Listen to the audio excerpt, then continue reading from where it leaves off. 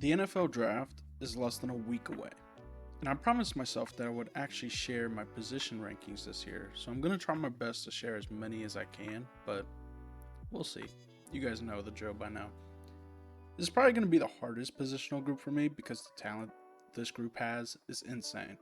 I had probably 10 guys fighting for the last couple positions, so shout out to those guys, but it was really tough leaving them out. But I didn't really want to talk about 20 different running backs because then the video would just be way too long. So let's dive into the top 10. At 10, we got Ollie Gordon II. Now, Ollie started the year for me as a top 5 running back, and this year was just really tough on him. It was a rough season. It felt like the passion was just dying as the season went on. I think him playing at Oklahoma State just really hurt him. His offensive line was horrendous. The offense just didn't do him any favors.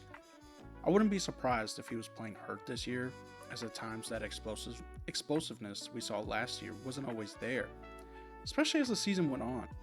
But look, Ollie at his best is a top 5 running back in this class. The dude has great size, he's athletic, good vision, solid contact balance. He just does so many things well. He's got good hands. I really hope he gets his confidence back because he can easily be a workhorse back for a team. I think Ollie could probably get into yoga a little bit. I know he's big, but he seems a little stiff at times, moving laterally. And I do think it'll help his mobility out. But still, I believe in him. I'm a believer of Ollie. I know he's had quite a down year, and a lot of people just aren't very high on him, but I'm going to put some faith in Ollie, and I wanted to talk about him, and so that made me put him at 10 over some other guys, but not too high. We have some reservations. At number 9, I have RJ Harvey from UCF. I wasn't expecting to like RJ's tape this much. He's a bit of a smaller running back, but he's got some weight to him, which I think really helps with taking contact. He's very quick and fast, great at changing directions, though one issue I have with RJ is his trust in his speed. He just bounces his runs a lot, and that shit's not going to slide in the NFL all the time, so just the NFL speed is different. And when the run demands him to run in between the tackles, he's going to have to. I think he got better with it as the season progressed, but it is a nasty habit of his. He's got solid hands, but won't be a good pass blocker in the NFL. He reminds me a little bit of like Kenneth Walker or Duke Johnson, very similar in size with those two, which does bring me back to the concern of his health in the NFL, as both of those guys have had and have health issues. So I like RJ, really intriguing prospect. I would love to see him get on a team with some outside zone, but really interesting prospect, RJ Harvey from UCF. Number 8 is Dylan Sampson out of Tennessee. Dylan is a very solid athlete. He's got very nice quickness and explosiveness, great in zone schemes, but can run really well in man and gap schemes. Dylan's got good hands, probably won't be a great pass blocker, but I think his threat in pass will allow teams to keep him on third down. Dylan does have to clean up some fumbling issues. I wouldn't call it a problem, but it's something to clean up. He doesn't have an issue mentally to fight for yards. He's always turning his legs, but he doesn't have quite the body or the leg strength to gain those extra yards. He is fighting, but I think getting some more strength in the legs will do him some good. Now, this next guy at 7 is someone that just continues to grow on me more and more, and it's DJ Giddens. DJ's a little bit of a bigger back compared to some other guys in this class at 6 foot 215, but he's incredibly athletic for his size. He's such a smooth and patient runner. He does really well in allowing blocks to form ahead of him, and he does an amazing job of getting skinny and finding holes that it doesn't even look like he would fit through. His lateral movements confuse me sometimes. There are times he can make a jump cut and make someone fall over, but other times the lateral agility just doesn't seem fully there. A little inconsistency, but regardless, very solid speed for a guy of his size, but not a home run hitter, but enough to get big gains. He also has great hands and does a great job running routes out of the backfield. The one thing about DJ is that sometimes I wish he would run a bit more, not just physical, but angry. But other than that, very talented and looking forward to seeing how he performs in the league.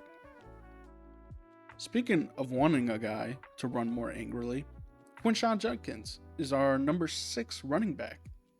Quinshon is built like an NFL back, just very prototypical. He runs hard, very solid speed, runs well with patience, but for some reason this past year, he ran hard but not nearly as violent as he did at Ole Miss. We missed the contact that he used to just dish out. He also just didn't seem nearly as creative in his runs. The creativity in maneuvering about the second level of the field just wasn't there. I was a bit confused by some of his decision making when approaching a guy like one-on-one, whether trying to make a miss or run through him. Sometimes it happens, a guy could have a slight down year, but regardless, I think Quinshon is still going to be an amazing back in the NFL. I think we have to remind ourselves, he's making adjustments to a new program, just a new environment. Some guys, it takes time for them. Maybe the running back coaches want him to do certain things. You never really know, but regardless, I wish we could see him run like he did in 2023, because if so, I think he's going to be a very good running back in the league for years. A guy that we don't need to question when it comes to violence and running angry begins our top 5 group, and that man is Cam Skattebo. Cam Skattebo is just an absolute truck. Cam is a Ford F-150 who, if you let him get going, he will run through you. He runs as if you disrespected his family before every carry. He's not the fastest guy, and I'm curious to see how it translates to the next level, but he does have some solid acceleration at times. You just don't really have, he doesn't really have a second or third gear. Not the most athletic guy, but he works really well in small spaces. Contact balance is incredible. It's so good that it just allows him to keep running. You can try to tackle him and he does not go down. Cam does have a fumbling issue. I am a little worried about that. Yes, he runs hard, but you have to be able to hold on to the ball or teams will not play you. So I like Cam. He's got some things to work on, especially the fumbling. There's nothing we can really do about the speed. He's still going to get big gains because of his ability to break tackles, but don't expect him to hit any home run runs. He's not going to outrun many guys in the NFL. So I hope he continues to work on holding on to the ball a little bit better, because he is fun to watch. And I'm looking forward to watching him on Sundays. Moving on to the list, at number 4, I have Caleb Johnson. Caleb really jumped on the scene early this year. Things have cooled off a little bit on him, but I still think he can be a really, really solid back in the NFL for a long time. He just glides. He's so smooth as a runner. There's no wasted movements, just efficient. Very efficient runner. He's got good vision, solid lateral movement. I will say one thing with Caleb is that for being 225 pounds, I wish he ran with more power, or at least ran a bit angry. He doesn't really run through people. He'll kind of drop a shoulder here and there, but most of the time it's a stiff arm. And he does break tackles, but it's mostly just arm tackles. He's not really running through anybody. He's, like I said, he's got a really good stiff arm to separate from defenders. I think at Iowa, his O-line didn't do him much favors this past year at times. Still felt like he managed to run well in between the tackles, finding gaps to squeeze through. But I mean, playing at Iowa unfortunately doesn't do him any favors in the passing game as well. They kind of dumped the ball to him here and there, and he made some good plays, making do. But I don't know if he'll have a larger role in that area in the NFL, but we'll see. Really looking forward to seeing Caleb. A bigger back. Do wish he ran a little bit more physical, but still should be very good. Now, into the top 3 we go. And honestly, I think the top 3 was like the easiest for me out of the whole list. And if I had to describe our third place back with one word, it is electrifying. TreVeyon Henderson has been on people's radar since his freshman year, but after multiple injuries, it wasn't until this year that he seemed to start finding that confidence again. Henderson is fast. His acceleration is just insane. It's like he just hits the turbo button. Like back when you're playing Need for Speed, you just hit the nitro and you're just zooming. Like that's TreVeyon. He just flies past defenders. Not only does he have the ability to just fly past people, his deacceleration, the ability to decelerate and accelerate again, is phenomenal. I think it really allows him to get defenders off balance, and plus his shiftiness. Not the biggest back, but he runs extremely well. I think obviously he has speed for outside zones, things like that, but I think his decision making is better when in gap. I think it allows him to be a little patient, and then when he sees a hole, he hits it. He's also quite good in pass pro, allowing him to play on any down. So I think Henderson will work best working in tandem with another back, especially after the injuries. I think it's better to side with caution, and I think anywhere that he can be a committee back would allow him to showcase his talents much better. Now, at number 2 is Omarion Hampton. And if our guy at number 1 didn't exist, he would easily be the best back. Omarion is incredible, and I'm a huge fan of his game. At 6'1", 220, Omarion has elite size for the running back position, great athleticism for his size as well. He had 73 missed tackles forced with 1,222 yards after contact. That is just nuts. It's nuts. His offense really did him no favors, and it's crazy to think how more impressive his stats would have been with a better offense. I think it's going to be pretty special back in the league with his running ability, and he does have the hands to be productive in the pass game as well. He's physical and will absolutely run over people to get to where he needs to go. His change of direction is really impressive for a bigger guy as well. I think his vision is solid, but his use of patience could improve. But maybe that's being a bit nitpicky. I don't know. He's going to be a great back in the league for a while. I'm excited to see where he ends up. Should probably go in the first round, early second at the latest, but Omarion Hampton is a guy that I know many of you will draft for your fantasy football leagues.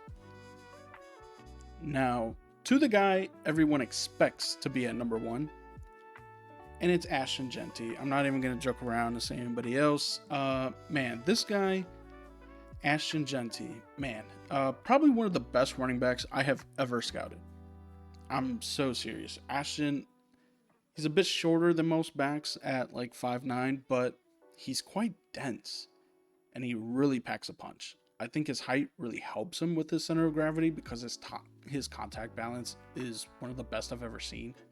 Ashton Jeanty forced 152 missed tackles. 152 missed tackles. That is insane. That obviously led the country. He had 1,970 yards after contact. I'm going to repeat that. 1,970 yards after contact. His yards after contact alone would lead the country in rushing. He had 2,595 total rushing yards.